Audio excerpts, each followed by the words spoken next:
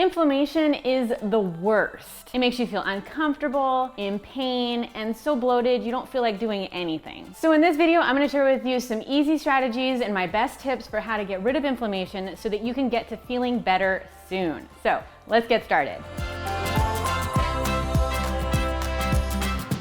So real quick, I wanna go over what inflammation is, just so you kind of have a baseline. I literally have an entire video that is called What is Inflammation that I recommend you check out for more information on this. But real quickly, in a nutshell, inflammation is what happens in your body when your body perceives it has a threat to it, where there's an illness, or there's potentially some toxins in it. It reacts in a way to protect yourself. And while this protection is a super helpful defense mechanism, say if you have a broken bone or a sprained ankle, it's not really that helpful if your body is running pretty normally and your body is starting to overcompensate for things that it considers a threat. When that happens, that's what's called chronic inflammation. And the major causes of chronic inflammation are poor diet, not enough exercise, and too much stress. But the great news here is that we can start to eliminate this chronic inflammation in our bodies just by doing these 5 easy steps, which we'll talk about right now. Number 1, eat more anti-inflammatory foods. Yes, I'm talking about eating more of something, which is how I like to approach things. Choosing foods that are high in omega-3 fatty acids, antioxidants, healthy nutrients and minerals, those are all gonna really help to reduce inflammation in our body. And I just so happen to have a video on the top 18 anti-inflammatory foods that I'm gonna link to for you below. But in general, we're talking about fatty fish like salmon, berries like raspberries, blackberries, strawberries, nuts like almonds and walnuts.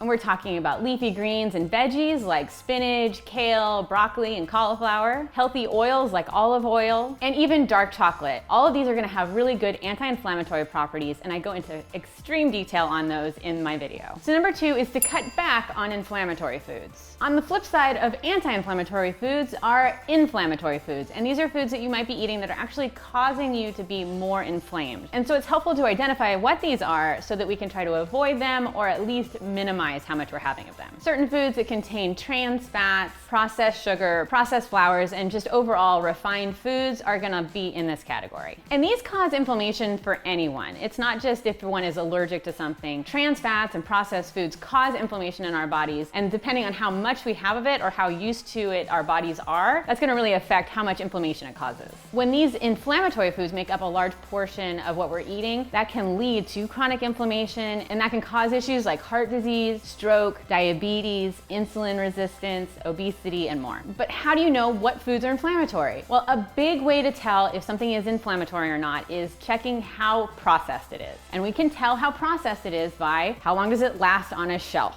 If you're seeing it in the grocery store and it's packaged and it sits there and it can probably last for like a year or two, then that's probably a processed food. Now there's some options that are not that way, like canned goods and such, but think of things that are shelf stable for months, even though they probably shouldn't be. And it's like, how does it do that? And also think about foods that might be deep fried as well. So the combination of those are gonna be really good key indicators. But overall, inflammatory foods are gonna contain trans fats, processed sugar, processed meat, processed flour, refined carbs, aspartame, gluten, MSG, casein, and alcohol. And if you want to check out my video on the 10 foods that cause inflammation, I have a whole video that goes into detail on all of those items that I just discussed. Number 3 is to get better sleep. Sleep is so valuable and so important for our health and well-being. You've probably heard me talk about how sleep is helpful for weight loss and losing inflammation and losing body fat percentage and just overall feeling better.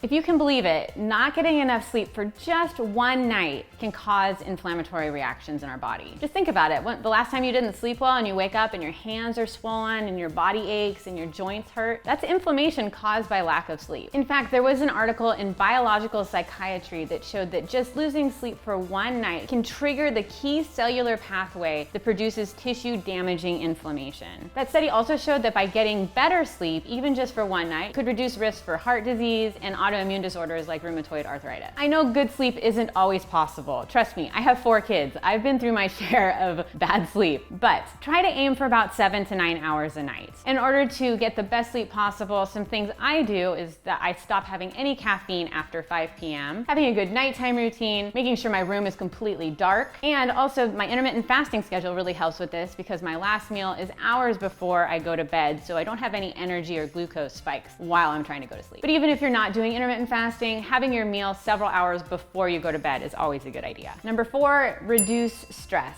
So we all experience stress about many things throughout the day and throughout our lives, but chronic stress can actually lead to autoimmune disorders and other types of inflammatory responses in our body. And while we can't always reduce external stresses in our lives, what we can do is control how we interpret that stress and how we manage it in our own lives. And if we're not doing a great job at that, learning how to manage it better is a good call. So adding in things like exercise, yoga, meditation, time where you can really just focus on yourself and reduce your stress is a great idea. Personally, my preferred methods of exercise are weightlifting. I do that almost every day, and then I also do daily steps to make sure that my body is moving. I will meditate at times where I'm feeling just so stressed that I need to take a moment. But in general, just adding in any type of exercise, hopefully daily, has been shown to reduce your overall stress and improve your quality of life. Number 5 is stay hydrated. So staying hydrated by drinking enough water during the day is a huge way that you can easily reduce your inflammation. So water flushes toxins out of your body, and it helps reduce irritants that are in your system, which helps to decrease your histamine reaction, which is overall going to help reduce your inflammation. Plus, proper hydration is super important for the synovial fluid that's in your joints, the actual fluid that helps you move around. That's why when you are inflamed, it really hurts. And if you suffer from migraines, it might very well be due to inflammation, and so having more water and being more hydrated has been shown to decrease the incidences of migraines as well. So how much water should you be drinking? A general rule is to drink half of your weight in ounces every day of water. And yes, you can get water from coffee. Yes, you can get water from tea, but try to limit any added sugars or creamers and such, and just try to focus on getting good quality hydration every day if possible. And then if you are doing exercise, you want to have a little bit more water to compensate for any sweat loss as well. And if you hate plain water, I have a whole video on how to make water taste better. So check out my video, I'll link to it below, and just